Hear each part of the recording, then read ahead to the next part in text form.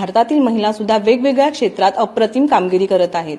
त्याच निमित्ताने भारतामध्ये महिला दिनानिमित्त आज आपण डॉक्टर राजुल वसा यांच्या सोबत आहोत। राजुल वसा यांनी मेंदूच्या आजारासंदर्भात संशोधन केलेले आहे, त्या शास्त्रज्ञ आहेत। त्या संदर्भातल्या वेगवेगळ्या चाचण्या करत त्यांनी त्यावरती अगदी भारतातच नव्हे तर जगामध्ये पहिल्यांदा त्याबद्दलची उपचार पद्धती वसा कॉन्सेप्ट नावाने त्यांनी इंट्रोड्यूस केलेली आहे। आणि अशा व्यक्तीला आपण आज भेटत आहोत। थेरपी काय आहे की तुम्ही तुमच्या बॉडी नाही हलवू शकते तरी थेरपिस्ट येऊन हलवते, हे करंट थेरपी आहे। आणि न्यूरोलॉजिस्ट आहे की पीडियाट्रिशियन आहे ते पण तेच म्हणणार की आम्ही करते तुमच्यासाठी। आणि ते सवय झाली आहे माबापला की आम्ही बाळाला घेऊन जाऊ आणि कोणी ना कोणी डॉक्टर आम्हाला ट्रीटमेंट करेल आणि मेरा बच्चा ठीक हो जाएगा। तब मेरे को दूसरी चीज पता चली कि राजुल, ग्रेविटी जो है वही पेशेंट को गिराती है। तो ग्रेविटी अगर गिरा देती है तो ये ग्रेविटी का ही उपयोग क्यों नहीं करूं? ये कैसे आया मगज में? क्योंकि मैं बनिया हूं, मैं जैन हूं। मैंने बोला जो तकलीफ देता है ना उसी को यूज करो, क्योंकि वो तो रहने वाला है, ग्रेविटी जाने वाली नहीं, वो तो 24/7 है, तो वो तो गिरते ही रहेगा। तो हम लोग क्या करते, बाहर से सपोर्ट करते हैं, लकड़ी देते, ये करते, वो करते, वॉकर देते, या तो बहुत बच्चा छोटा है तो उसको स्टैंडिंग टेबल पे खड़ा कर देते। बहुत सारी चीज बाहर से करते हैं।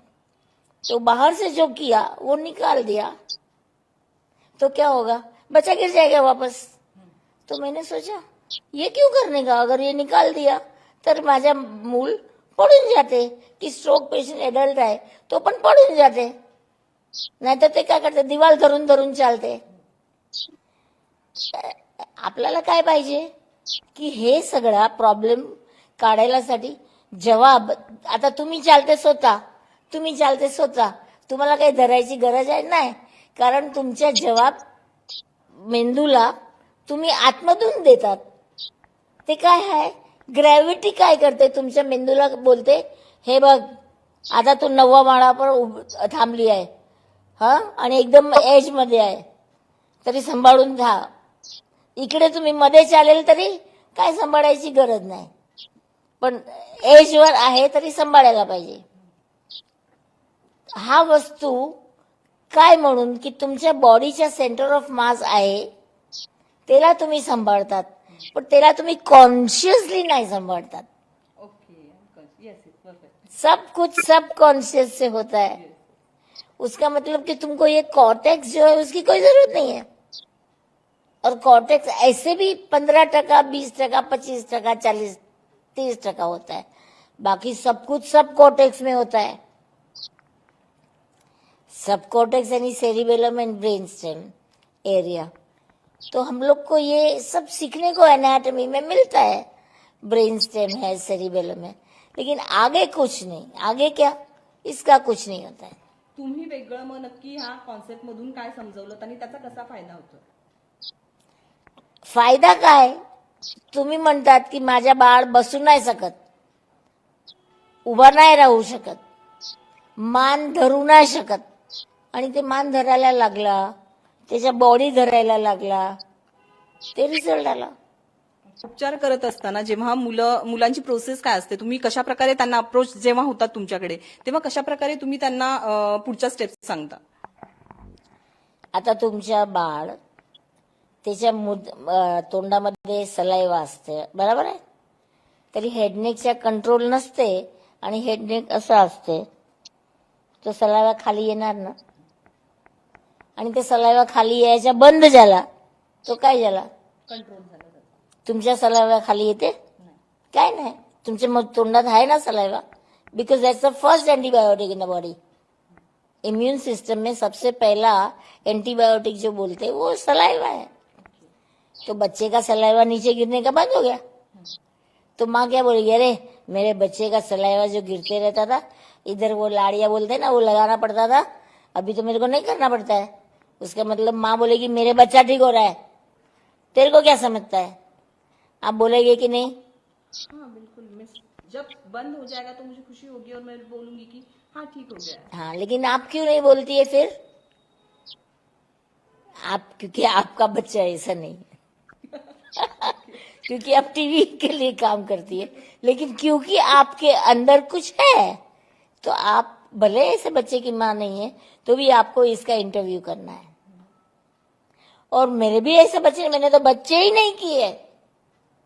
क्यों नहीं किए? कि मुझे वो एक बच्चे के पीछे मेहनत करने के लिए, भले मेरा नॉर्मल बच्चा हो, लेकिन उसको बराबर ऊपर नंबर 1 बनाने के लिए मैं बहुत मेहनत करेगी। तो ये लाखों बच्चे दुनिया के क्या क्या करेंगे फिर? क्योंकि फिर मैं भी नहीं बोलूंगी, मैं मेरा काम करूंगी। मैंने ओके, तो ये कॉन्सेप्ट आप वसा कॉन्सेप्ट जो है, हमें थोड़ी सी शॉर्ट में समझाइए कि क्या है और कैसे फायदा हो रहा है इसका। फायदा जो मैंने बोला वो मैं कभी नहीं बोलती कि देखो तुम्हारे बच्चे को फायदा हुआ, क्योंकि मैं बोलूं वो तो पूरी दुनिया के डॉक्टर तुमको चूना लगाने के लिए बोलते रहते, देखो फायदा हुआ, देखो बच्चा अच्छा है, देखो बच्चा ऐसा किया, देखो बच्चा कुछ नहीं करता, माँ भी समझती है। फिर बोलेंगे अभी बोटॉक्स लेंगे, फिर अभी हम सर्जरी करेंगे, मसल टाइट है तो उसको स्ट्रेच करने के लिए सर्जरी करेंगे, बहुत सारी चीजें। क्यों? क्योंकि ये हमको सिखाया गया है। कोई भी डॉक्टर ये करता है इसके लिए नहीं करता है कि उसकी मनमानी है ये, उसको भी ये सिखाया गया है एकेडमिक्स में, मुझे भी सिखाया गया। लेकिन मैंने बोला कि नहीं, इससे ठीक नहीं होता है तो मैं ये नहीं करूंगी। और बाकी के जो डॉक्टर है वो करते हैं क्योंकि वो सिखाया गया है। तो कोई गलत है क्योंकि रिजल्ट नहीं आता है, लेकिन करने के लिए उनका इंटेंशन गलत नहीं होता है। तो आप वसा कॉन्सेप्ट के द्वारा क्या करते हैं, मीन्स क्या उसमें थियरी क्या होती है या फिर कैसे ये करते रहते हैं?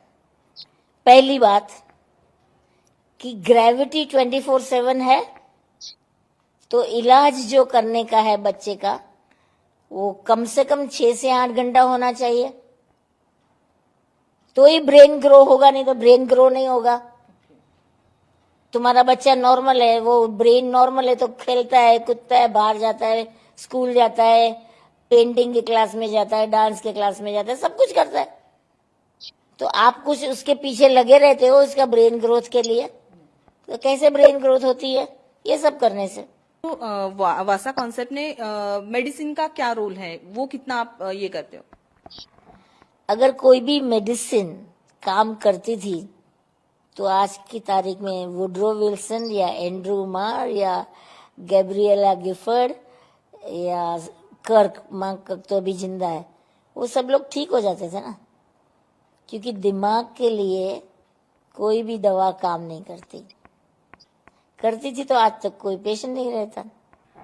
तर आपण पाहिलं की डॉक्टर राजुल वसा यांची जी वसा कॉन्सेप्ट आहे फक्त भारतातच नाही तर भारताबाहेर सुद्धा वापरली जाते आणि त्याची जास्तीत जास्त मागणी असं त्यांच्या बोलण्यातून आपल्याला कळलं। व्हिडिओ जर्नलिस्ट अनिल निर्मळ यांच्यासह मी प्रतिज्ञा, ETV भारत, मुंबई।